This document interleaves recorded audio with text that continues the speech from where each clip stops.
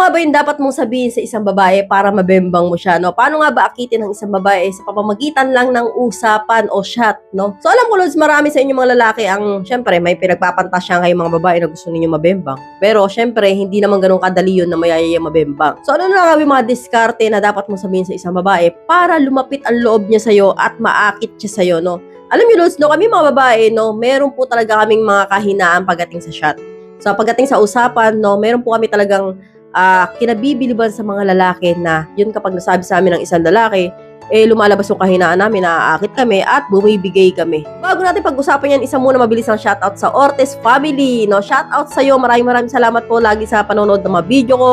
At kung hindi pa nga po subscribers, mag-subscribe na po muna kayo. Maraming salamat, God bless po. So kunwari, Lods, no, unang kilala mo pa lang sa isang babae sa Facebook, and then sinashot mo dahil type mo, nagaganda ka sa profile, o kaya naman dati mo na siyang kakilala pero gusto mo siyang mabemba. Siyempre, ano nga ba yung mga diskarte o technique para po mapalapit sa iyo ang loob ng isang babae, no? Unang-una, Lods, no, iwasan po ninyo yung mag-chat na mga horny message, no? Ayaw na ayaw po na babae yan, Lods, na una-una pa lang ng chat niya, parang paparamdam na kayo na nalilibugan kayo. So, iwas po kayo sa mga ganon, no? Ayaw po ng babae yun. So, ang gagawin po ninyo, Lods, no, pupurihin niyo po siya palagi lang. Pero, hindi po about sa katawan niya, kasi po, obviously, na talagang naman na-el ka lang sa kanya. So, wag po kayo magsabi na ang sexy mo naman. Ang laki naman ng cocomelon mo, mga ganyan, no? Wag po kayo magsabi ng mga ganon, no? Sa halip po, mas gusto po ng mga babae yung mga simpleng message na, alam mo, ang ganda ng mata mo, ang ganda ng labi mo. Yung mga ganon, yung parang papuri na ang babae talaga nga naman kahit simple, kikiligin, no? Kasi po, kadalasan po sa mga lalaki, karamihan, no? Sabihin, ang sexy mo, ang ganda mo naman. Ay po, mas maganda na purihin ninyo sa simpleng paraan, no?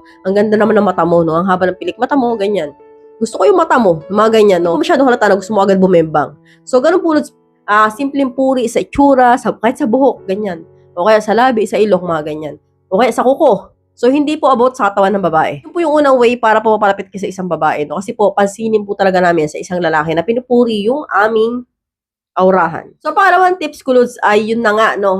Magtanong ka, no? About sa anong type niya sa isang lalaki. Interesting po yung na topic para po sa isang babae na ano bang gusto mo sa lalaki, no? Ano bang type mo? Ano bang bet mo?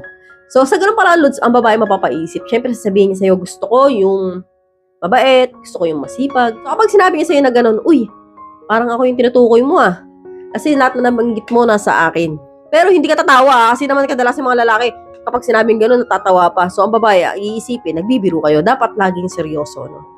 So, seryoso ako talagang lahat ng banggit mo na sa akin. Baka ikaw at ako ay meant to be na. So, yung mga ganong biro sa babae, no? Ang babae po, kinikilig po dyan. So, pangatlo, Lods, kapag tinanong ka niya, wag ka nga amin kung ilan na yung ex-girlfriend mo, ilan na yung na-jerger mo. So, itago niyo po yan sa pagdating sa babae. So, kunwari tinanong ka niya, ilan na ba ang naging girlfriend mo? Sabi mo, 2. And then, lahat sila long-term relationship. So, sabi mo, taon kayo, no? O, ba't kayo nag-break?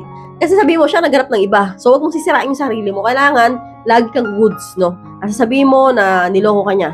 Pero long-term relationship kayo, no? Huwag kang magsabi na 7 months, 5 months na kayo. Kasi po, madi-disappoint po sa'yo ang babae. Kailangan lagi kang check. So, ang purpose po natin dito, mabembang mo nga, di ba? So, hindi yung, basta yun nga ang purpose natin dito. Kailangan, nasasabihin mo sa kanya, laging long-term relationship yung mga naging relasyon mo, hindi yung panandalian lang, at hindi ikaw ang nagloko, o hindi ikaw ang naging dahilan ng breakup ninyo. So, sa ganung paraan, may impress po ang isang babae.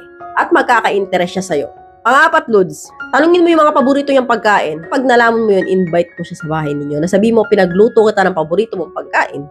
So, mga ganon. So, sa ganung paraan, Lods, impress na impress ang isang babae sa isang lalaking marunong magluto at niluluto ang kanilang paborito. At ang last tips ko sa inyo, mga Lods, no, kapag po nagawa nyo na po itong 5 na to, no, 5 tips na ito sa isang babae, ang pinaka-last step niyo po dyan para talaga nga namang mabembang mo na siya ay ang regaluhan mo siya ng mga nighties. Oo, gusto po doon sa babae ng mga sexy nighties, yung mga see-through, o kaya kahit hindi see-through, basta may iksing dress na talaga nga naman sexy. Talaga nga naman kahit na nakadamit pa, kitang-kita na yung ano. So, ang babae, Lods, kapag ka niregaluhan mo ng nighties na ganyan, mapapaisip yung, bakit kaya niregaluhan ako na ito? Tatanungin ganyan, sabihin mo, binili ko ito kasi nakita ko parang bagay sa'yo. At hindi ko na talaga maintay na makita to na isuot mo ito, no? So, sabi mo sa kanya ganun na binili mo yung para sa kanya dahil nagagandahan ka para sa kanya. So, syempre, pag bumili kayo, siguro din naman yung kasya sa kanya, baka naman mamaya bumili kayo ng maliit, shabby naman pala yung nililigawan ninyo. So, kailangan, siguro din mo ninyo na nakasya sa kanya o straight siya buling bibili ninyo para po talaga nga naman masuot niya. And then, kapag naman na tinanggap niya na yun at nasuot niya na yun, alam niya na ang ibig mo sabihin doon. Kasi 90s yun, alam niyo na ang ibig sabihin doon kapag 90s. So, kapag nasuot niya po yung pinakita niya sa'yo, sinang sa yung picture, di ba?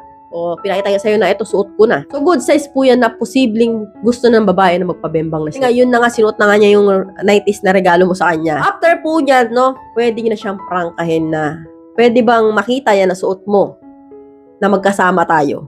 So, alam na po ng babae yun, hindi na po kailangan ng hotel o anything. So, ang babae, magigets na yan. So, sabihin mo, kailan ka pwede. So, doon na po, Lods, no, unti-untiin ninyo yung babae, wag biglaan. No, mahirap po kasi nabibigla ang babae, baka mablock kayo. So, unti-untiin nang ninyo, kunin niyo po muna yung loob, no, at least 2 months, ganyan. Wag naman yung 1 week pa lang, gusto niyo na agad mausundot. So, medyo hinay-hinay lang din kayo para po hindi po kayo masyadong obvious sa inyong intention. So, hanggang dito na lang po tayo, mga Lods. I hope you learned something new in this video. More videos to come, so stay connected and see you again to my next video. God bless, bye-bye!